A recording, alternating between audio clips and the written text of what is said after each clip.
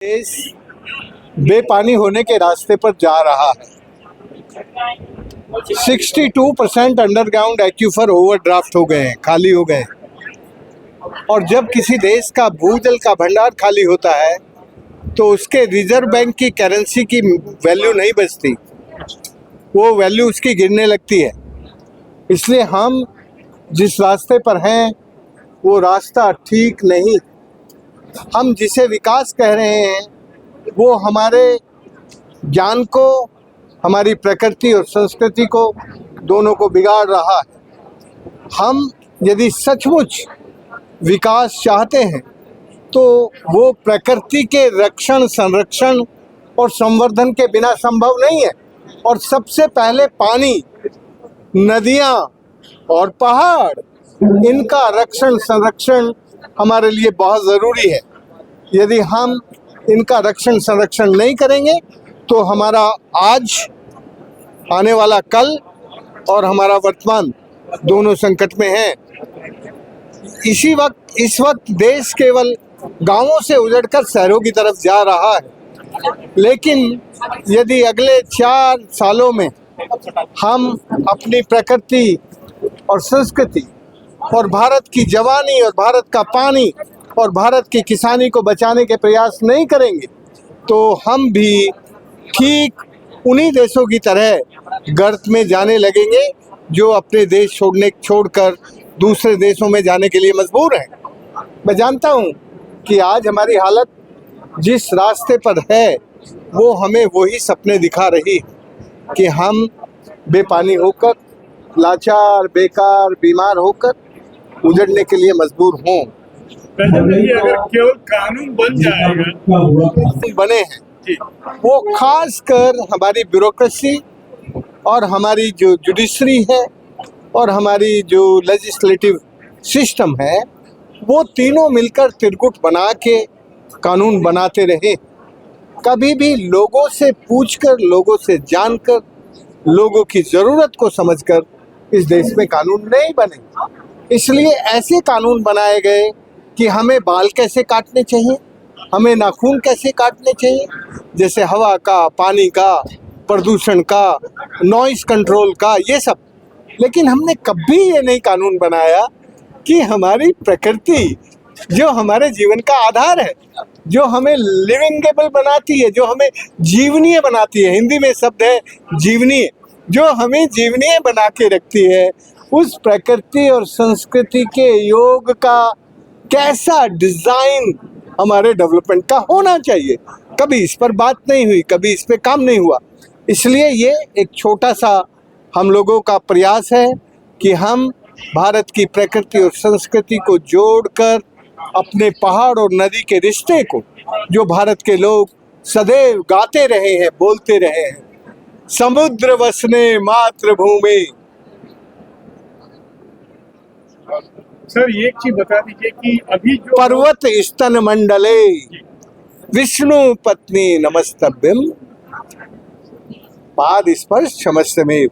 हम इस प्रकृति से हमेशा क्षमा मांगकर जीने का प्रयास करने वाले लोग हैं। हमसे कुछ गलती ना हो प्रकृति के लिए। अभी जो दूषित नदी है उसको कैसे साफ किया? चारों तरफ या तो नदियां दूषित हो गई या सूख गई है। देखो, राजेंद्र सिंह जो आपके सामने खड़ा हुआ बात कर रहा है, उसने अपने जीवन के 51 सालों में भारत की धरती पर 23 मरी हुई सूखी नदियों को पुनर्जीवित किया है। अभी मई के महीने में आप राजस्थान में जाके देख सकते हैं, मेरी अरवरी नदी शुद्ध सदा नीरा होकर बह रही है। मेरी जहाज वाली, सरसा, भगानी, साबी, महेश्वरा, बद्दो, सब नदियों में पानी है। और कहाँ? राजस्थान में, जहाँ हिंदुस्तान का सबसे कम पानी बरसता है। यदि राजस्थान में ये हो सकता है तो झारखंड में क्यों नहीं हो सकता भाई? झारखंड का सोनरेखा खरकाई बदलेगा क्या? हो चुकी है तो इनका कैसे पुनर्विकास हुआ? देखो, यदि खरकाई को और सोनरेखा को ठीक करना है तो सबसे पहले यहाँ के समाज को ये निर्णय लेना पड़ेगा कि भारत में रिवर और सीवर को अलग अलग रखा जाता है। भारत के अच्छे पानी को और गंदे पानी को अलग अलग रखा जाता है। नदियों में एफ्लुएंट और सूवेज का पानी ना जाए।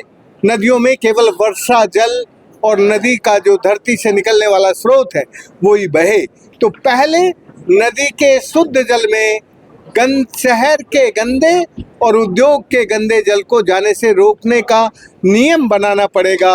और हम भारत के लोग कभी भी गंदे पानी में शुद्ध पानी को नहीं मिलाते हैं और शुद्ध पानी में गंदे को नहीं मिलाते हैं। इसके लिए कुंभ होता था, इसके लिए समुद्र मंथन होता था कि हमारा ये जो जहर हमारे जीवन में अमृत में मिल गया है इसको कैसे अलग करें। अभी नहीं होता, अभी कुंभ होते हैं, लेकिन कुंभ में कदाचित ये चर्चा नहीं होती कि जहर में अमृत ना मिले और अमृत में जहर ना मिले। अभी हमारा जीवन ही बदल गया, हमारी जीवन की दृष्टि और दर्शन बदल गया। इसलिए यदि आप अपने खर्चे को, स्वर्ण रेखा को ठीक करना चाहते हैं तो पहला निर्णय ये होना चाहिए कि नदी में गंदा पानी ना जाए, और जो नदी में गंदा पानी डाल रहा है उसको सजाए मौत होना चाहिए, सजाए मौत। मैं इससे नीचे की बात नहीं करता। एक लास्ट प्रश्न, इसमें कहीं औद्योगिक घरानों का कोई रोल है इसमें? मानते सबसे ज्यादा रोल उन्हीं का है जी। जल संरक्षण हम लोग कैसे कर पाएंगे? देखिए, जो बादल जो है वो हमारे जीवन के लिए पानी लेकर आता है और हम उसकी अनदेखी करके उसको बाढ़ में बह जाने देते हैं, गंदे पानी में जाके मिल जाने देते हैं।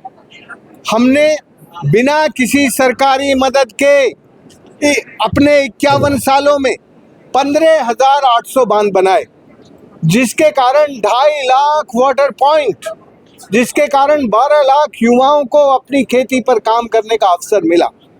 तो मेरे जैसा मामूली आदमी जिसकी कोई हैसियत नहीं, वो यदि ऐसे काम कर सकता है तो ये इतनी बड़ी बड़ी सरकारें क्यों नहीं करती? इन सरकारों की मंशा नहीं है ये सब ऐसे काम करने की। ये सरकारें नहीं चाहती हैं कि इस देश के लोगों की जिंदगी अच्छी हो, इसलिए वो नहीं करना चाहते।